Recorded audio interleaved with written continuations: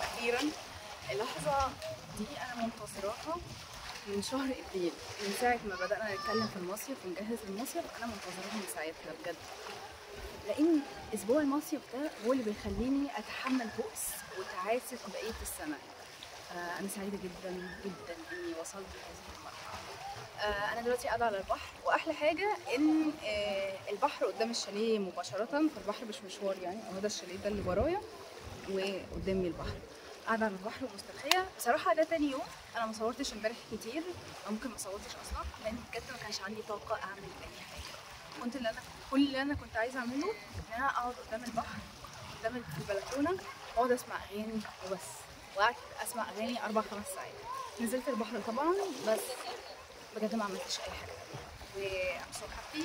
I don't regret it at all.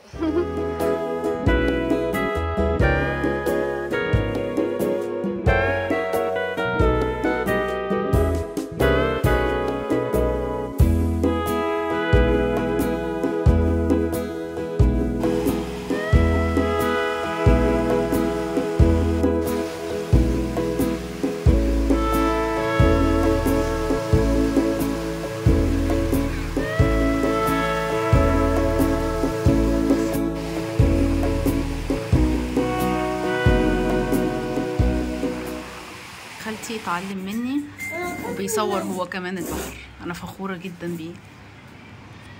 صورت. وده سليم عادي بياكل كالعاده يعني. اهلا سليم. هاي سليم. عامل ايه؟ مبسوط؟ اهم حاجه حبيبي انك تكون مبسوط. 3 hours later. هلو. النهارده احنا رايحين يا اما سوق ليبيا يا اما سوق اسكندريه. انا مش متاكده بالظبط، هنكتشف بقى هناك. هي الرحله دي تبع بروجرام الشاليه ذات نفسه. نسيت اقول لكم، مش عارفه قلت لكم كده ولا لا، بس المصيف ده تبع نادي الزمالك. احنا اعضاء هناك، ففي مصايف بتتعمل هناك وكده، واتمنى ما تتلغيش بعد يعني ذهاب منصور، لان هو اللي كان عاملهم، هو اللي كان مهتم ان هو يعملهم وكده، وكان مهتم ان يعملهم باسعار كويسه يعني. دي اول مره اجرب المصيف ده يعني. سو جود سو فار بصراحه، شكله يعني حلو جدا، وفي حاجات كتير هنبقى نتكلم عنها بعدين. بس حاجه لطيفه قوي ان هم يعملوا بروجرام وكده تبع باسعار تعتبر رمزيه يعني.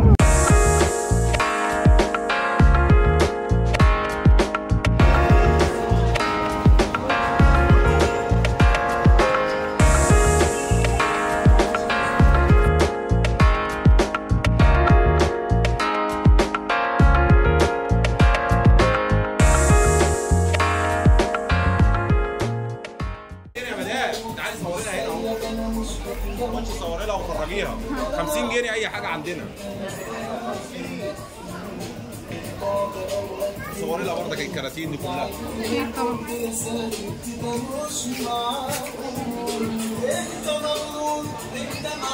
ب50 بنضحي بنموت.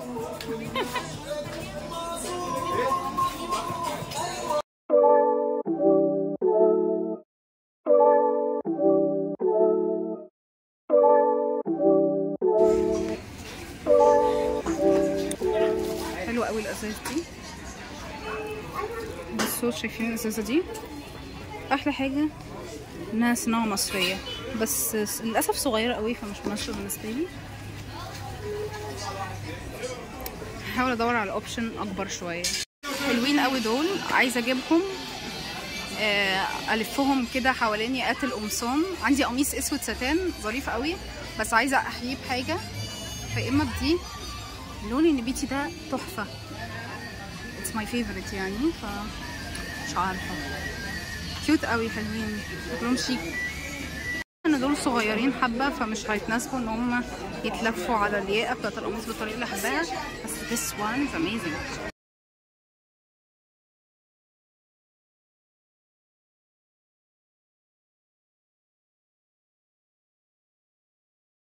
نفسي قوي قوي يبقى في معرض زي كده للمنتجات المصريه، بدل ما يكون مثلا صيني سوري كده. ليه ما يبقاش في معرض للمنتجات المصريه؟ ليه؟ يعني كل ما يلزم البيت المصري. ليه ما يكونش فيه معرض للمنتجات المحلية ويكون كل ما يلزم البيت المصري برضو؟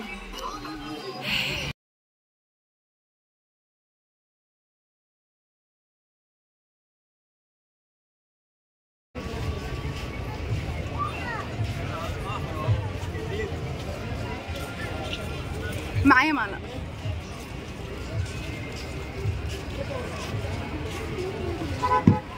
عايزين نور. شكرا شكرا جدا. حليب على ايه؟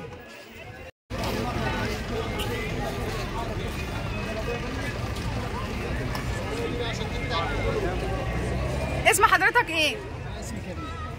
على فكرة حضرتك اسمك كريم واسم على مسمى، حضرتك كريم جدا في الأخلاق وفي الماديات وكل حاجة. شكرا.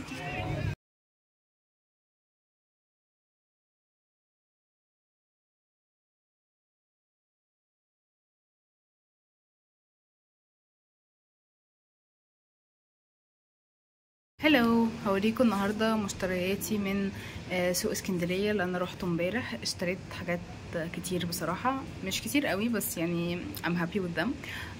انا بحب بصراحه اشتري حاجات من المصايف اللي انا بروحها او اي مكان اسافره، فحاجات هستخدمها يعني في حياتي اليوميه بحيث تكون ذكرى ماديه للمصايف او السفريات او كده.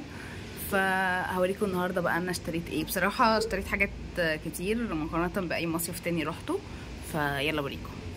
اول منتج اشتريته هو ده، مخمريه او ديودرنت كريم، تحفه. دي مش اول مره اجيبه، اشتريته من معرض سوري تاني بس كان في حلوان.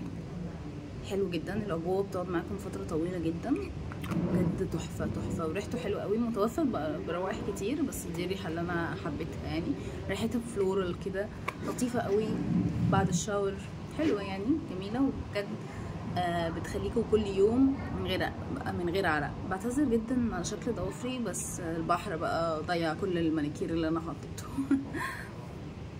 بقى الاظافر والمانيكير وكده، فانا اشتريت ال3 الوان دول من مانيكير، تركواز ومش عارفه ده ذهبي باين او حاجه يعني، بس لونه لطيف، مش عارفه بقى باين على الكاميرا ولا لا، بس لونه حلو قوي.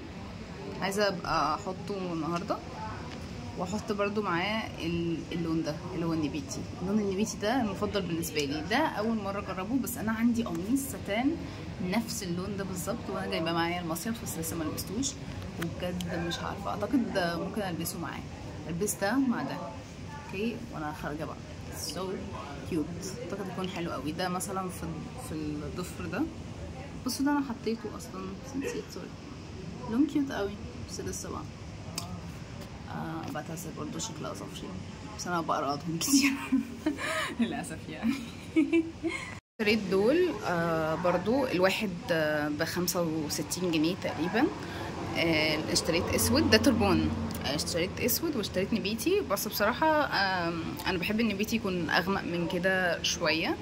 هو ظاهر اورنج اندرتون شويه بس يعني هو مش عارفه بقى، مش عارفه اللون هيوضح ازاي، بس هو مش نفس لون الكرسي مثلا، هو اغمق شويه، هو نبيتي مش احمر، بس انا بحب النبيتي يكون اغمق حبه زي مثلا لون المانيكير ده، بس عجبني برضو بصراحه وهستخدمه، لطيف جدا. برضو السكارف ده لونه بني حلو قوي، بس بعد ما فكرت قلت انه مش هيليق على القميص الاسود الستان اللي انا جايباهوله، بس هيليق على قمصان تانية عندي. يعني في عندي قميص كده لونه ذهبي ما بحبوش قوي، بس يعني ما بحبش اللون بتاعه، يعني هو ستان برضو، فعايزه احييه كده واخليه شكله اليجنت اكتر، فاعتقد دي هتليق عليه قوي. بني مع ذهبي هيكونوا كومبينيشن تحفه.